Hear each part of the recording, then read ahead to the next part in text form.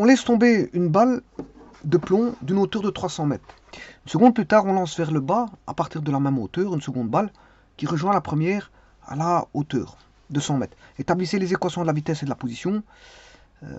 Donc c'est V et la vitesse et de la position de chacune des deux balles. L'origine est à 100 mètres, donc il nous impose l'origine, qu'il faut la mettre à 100 mètres au-dessus du sol.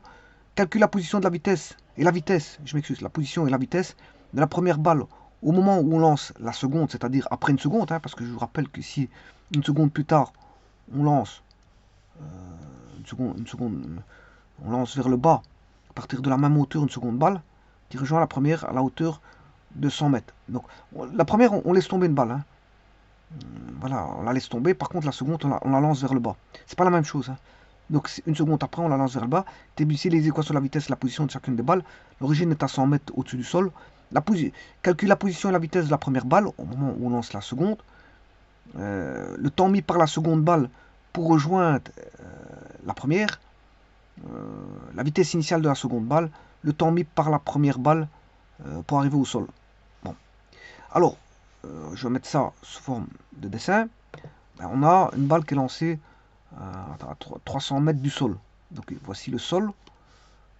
Là, ici on a à 300 mètres de hauteur.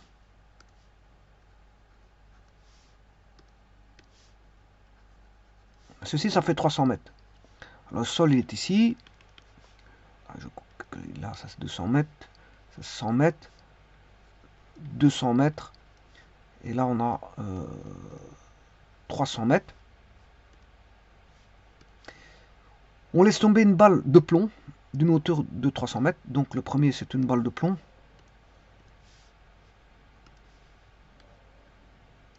Voilà, balle de plomb. Alors, je vais appeler balle 1. C'est la balle 1. Voilà, hauteur de 300 mètres. On lance vers le bas à partir de la même hauteur. Seconde balle, une seconde plus tard, qui rejoint la première à la hauteur de 100 mètres. Donc, l'intersection, si vous voulez, on a la balle 1. On la lâche. Donc, la vitesse initiale de celle-ci vaut 0. On la lâche, une hauteur de 300 mètres. Et puis, voilà, une seconde après, on attend une seconde chrono, là, on lance une balle, une deuxième balle.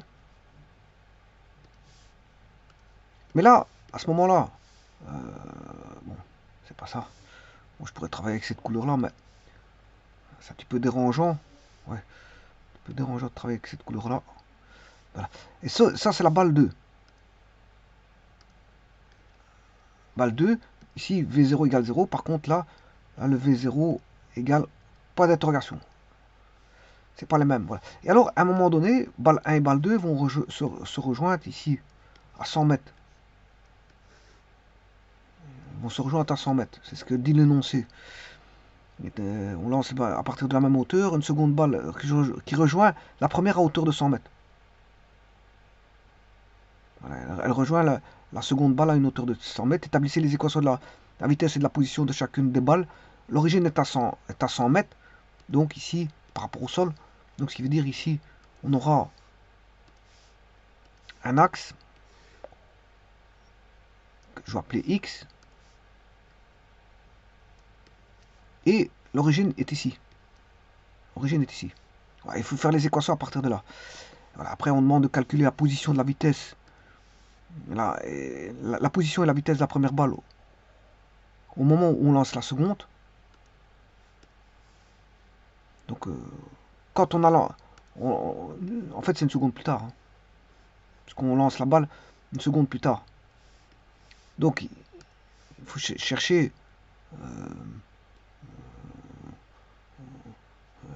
la position de la balle 1 après une seconde. Et la vitesse toujours de la balle 1 après une seconde. C'est ce que ça veut dire. Bon, ensuite, le temps mis par la seconde balle pour rejoindre la première.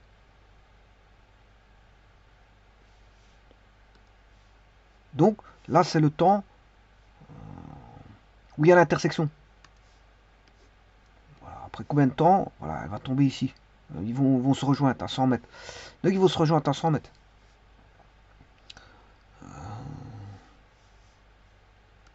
Bah, au zéro, parce que le 100 mètres, c'est zéro dans l'axe. Temps d'intersection des balles.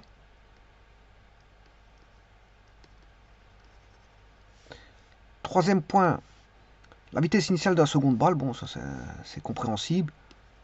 V0 de la balle 2. Et la dernière question, le temps mis par la première balle pour arriver au sol. Voilà, pour arriver au sol. Donc, le temps de la balle 1 arrivé au sol. Alors, le sol, je vous rappelle qu'il est ici. Ça, c'est le sol. C'est-à-dire que si le 0, je le prends ici, là, il y a moins 100 mètres. Ici, on a en moins 100.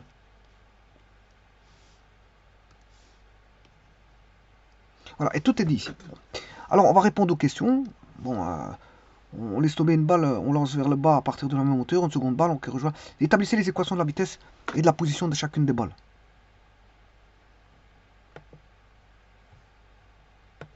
Alors, je vais écrire l'accélération A. Alors, ça, c'est la balle 1. La balle 2. Le A égale moins G, parce que j'ai pris l'axe vers le haut. Donc, l'accélération, elle est comme ceci. C'est l'accélération constante qui vaut moins G. Donc, les accélérations sont les mêmes pour les deux balles. Moins G vont subir tous les deux une accélération de moins G mètres par seconde carré. Alors, je vous rappelle que G, il faut prendre un 9,81. Il est marqué en bas, en dessous du D. Voilà, ça, c'est l'équation de l'accélération. Pour la vitesse, V égale V0 plus AT. Alors ici, le A, c'est moins GT. Et comme V0, pour la première balle, elle est lâchée, le V0, il vaut 0. Donc on a V0 égale moins GT. Par contre, pour la balle 2, la vitesse égale V0 moins GT, tout simplement. Puisque là, il y a un V0 de la balle 2. Et l'équation de la position, x en fonction du temps, bien sûr, est égal à x0 plus v0 t plus at carré sur 2. Le a, il vaut g moins g, moins gt carré. La vitesse initiale, il n'y en a pas. Et le x0 est à 200. Pourquoi 200? Parce que on a pris, il est à 300, mais le 0 ici, il est en 0. Il est à 100 mètres. Entre 100 et 200, entre 300 et 200 mètres, il y a, enfin, entre 300 et 100 mètres, il y a 200 mètres d'écart. Donc, ce qui veut dire que faut prendre, la position est à 200.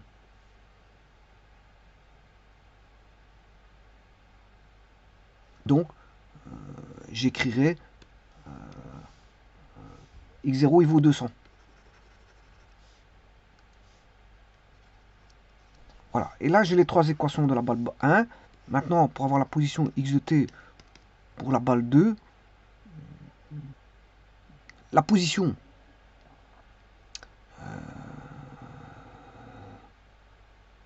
donc on a toujours moins gt carré sur 2. On a v0t, v0 balle 2 fois t. Et le x0 est en 200.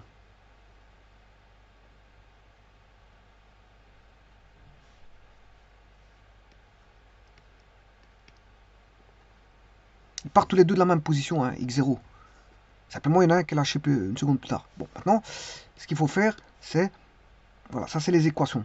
Les équations sont établies avec l'origine qui est prise à 100 mètres au-dessus du sol. La position et la vitesse de la première balle au moment où on lance la seconde. Donc là, la position, on parle de la première balle, il faut aller chercher x1 pour 1 et vb1. Donc je vais chercher, bon, ici c'est x1,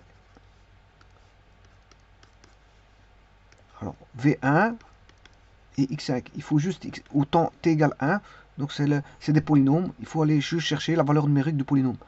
Alors v de 1, ben, c'est moins 9,81 mètres par seconde, et x de 1, ben, ça il faut que je calcule, parce que c'est t au carré, t au carré ça fait 1 au carré 1, alors divisé par 2, 9,81 divisé par 2 fois moins 1, plus 200. Ce qui fait 195,095. 195,095, je prends 125,1. 195,1. 195, je prends 195,1.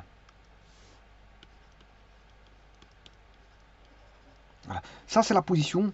Bon, il a 195,1. Donc, par rapport au 0. Hein. Donc, si vous comptez, là, vous allez chercher. Là, il y a 100. Comptez 195,1 mètres par rapport au 0. Par rapport à ce 0-ci. Voilà. Et donc, et la vitesse, elle est donnée par moins 9,81 mètres par seconde. Alors maintenant, la deuxième question, on demande le temps mis par la seconde balle pour rejoindre la première. Pour rejoindre la première. Mais on a dit qu'ils se rejoignent à 100 mètres, c'est-à-dire au 0. Ils se rejoignent en 0. Voilà. On sait bien que les équations de la vitesse et la position de chacune, ils se rejoignent à 100 mètres. Et 100 mètres, c'est le 0. 100 mètres, c'est le 0. Donc, je peux trouver en 0 l'équation. Et là, qu'est-ce qu'on demande? Bien sûr, c'est le temps.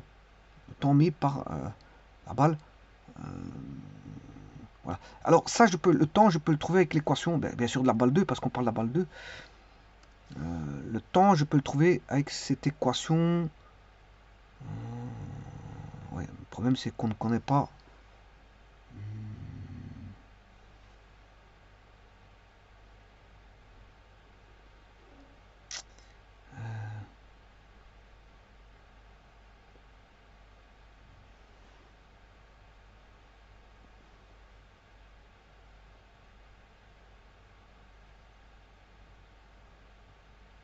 Bon, alors, ce que je vais faire, comme je ne connais pas la vitesse initiale, je ne vais pas travailler avec la balle 2, je vais travailler avec la balle 1. Voilà. Ce que je vais faire, je vais travailler avec la balle 2 parce que je ne connais pas le temps ni la vitesse pour la... J'ai deux inconnus. Donc je vais travailler avec celui-ci. Mais je vais faire plus 1 parce que l'autre, elle est lancée une seconde après. La balle 2 est lancée une seconde après. Donc je vais travailler avec cette équation, les équations de la balle 1 tout en rajoutant une seconde. Comme ça, bon, j'aurai... Or, la balle 2, ils se rejoignent à 100 mètres, c'est-à-dire en 0. Et là, je peux trouver le temps à partir de la balle 1.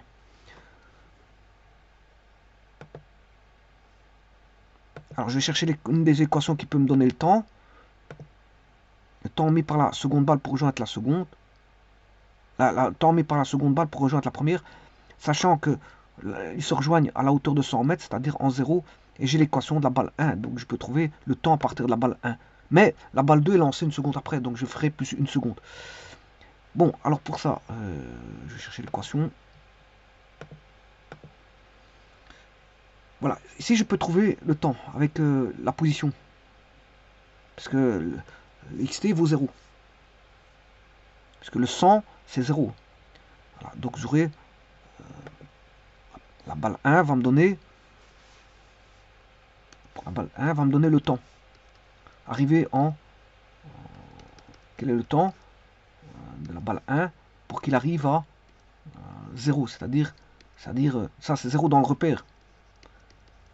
Mais c'est-à-dire 100 mètres par rapport au 100. Parce que c'est là qu'ils vont se croiser. Eh bien, je vais chercher 0 est égal à... je vais chercher cette équation-là. X de t, 200 moins gt carré sur 2. 200 moins gt carré sur 2. Ce qui veut dire que moins 200 égale moins gt carré sur 2. Ça veut dire que t carré égale 400 sur g, ce qui veut dire que t égale racine carrée de 400 divisé par 9,81, et j'aurai le temps quand il sera à 100 mètres.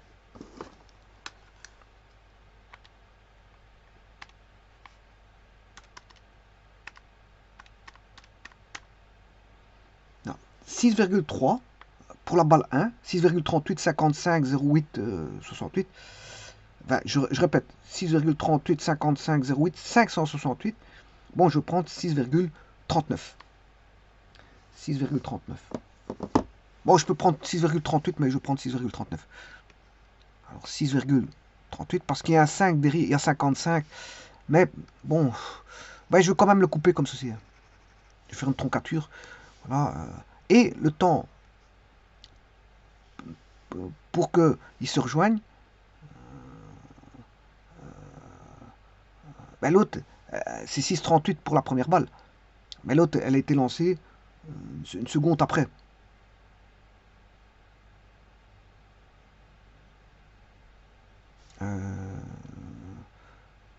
Donc, je vais relire la question, ne disons pas de bêtises. La position, le temps mis par la seconde balle pour joindre la première. La première, elle fait 6,38, mais l'autre, elle a lancé une seconde après. Donc, c'est toujours plus une seconde en retard. Elle est une seconde en retard. Donc, c'est 6,38. Le temps de la balle 2, ça c'est pour la balle 1, pour arriver au 0, qui est 100 mètres. 0 dans le, et là, la rencontre,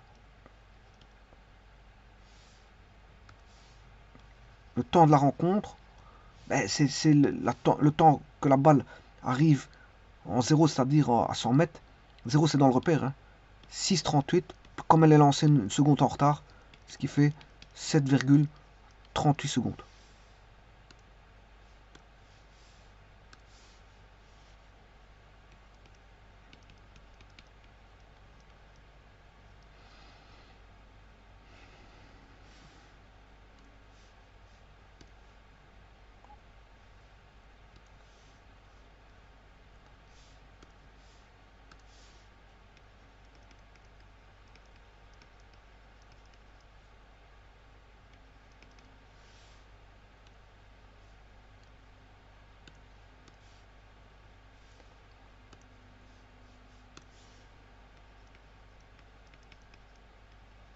Voilà. Alors, la vitesse initiale de la seconde balle, ouais, je vais chercher maintenant le V0 de la balle 2, sachant que j'ai trouvé ici 7,38.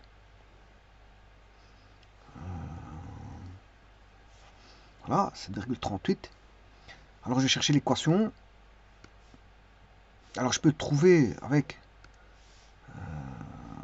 je peux trouver là. Je sais bien que la position, il sera en 0.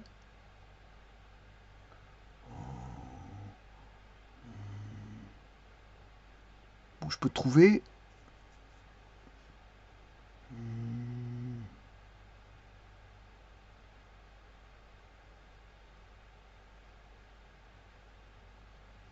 avec celui-ci, l'équation de la position. Voilà. Pourquoi? Parce que je connais le temps quand il sera à 100 mètres, c'est-à-dire en 0. C'est 6,34. 7,34. 7,34. Voilà, je connais le temps. Donc je peux trouver V0B.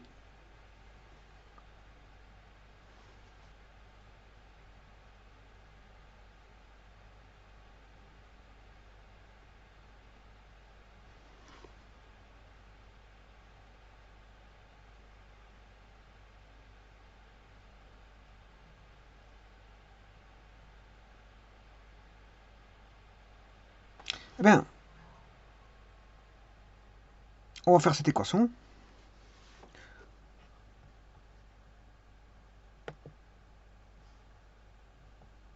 Donc, la rencontre a lieu en 0 égale il est lancé à partir de x0 200 plus v0 balle 2 fois t qui vaut 1,34. 1,34 moins g 1,34 au carré, le tout sur 2. Voilà. Il suffit de chercher, bien sûr on aura moins v0 b2 égale 200 moins g demi 1,34 au carré, le tout divisé par 1,34. C'est pas 1,34, je sais pas pourquoi je mets ça, c'est 7,34.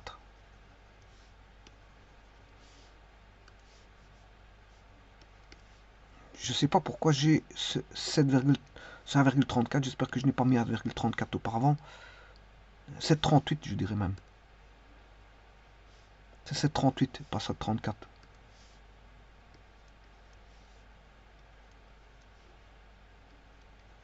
Voilà. Bon, on va calculer ceci. 200 moins 9,81 divisé par 2.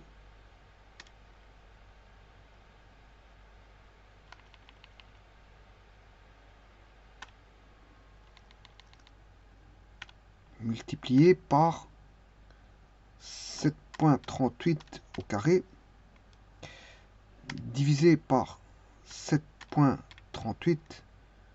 Voilà. Et je retire le moins. Ça fait 9,09. 9,09, 86, 28, 99, 7. Je prends 9,1. Je prends 9,1. B0, B2 est égal à 9,1 mètres par seconde. Alors ici, je vous rappelle que c'est 7, je l'ai calculé avec 7,38. Voilà, et ça, c'est la vitesse initiale.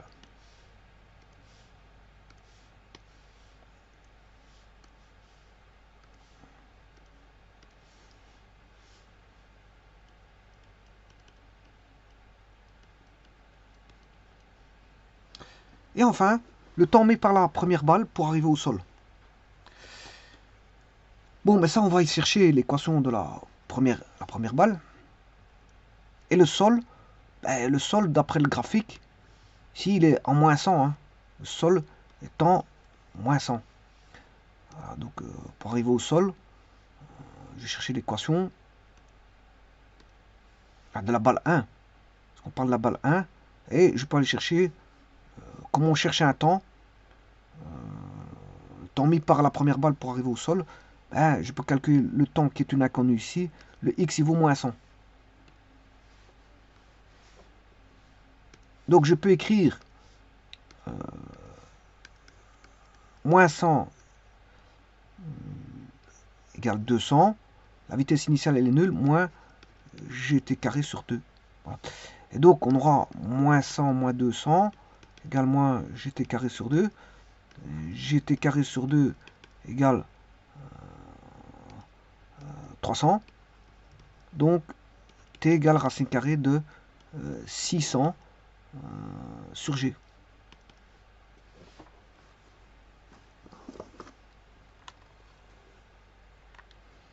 Alors, racine carrée de 600 divisé par 9,81, 7,8206 188 7. Je vais mettre 7,82. 7,82 secondes.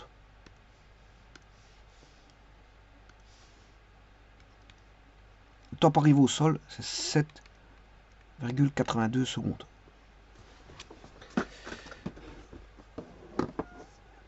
Je vous remercie.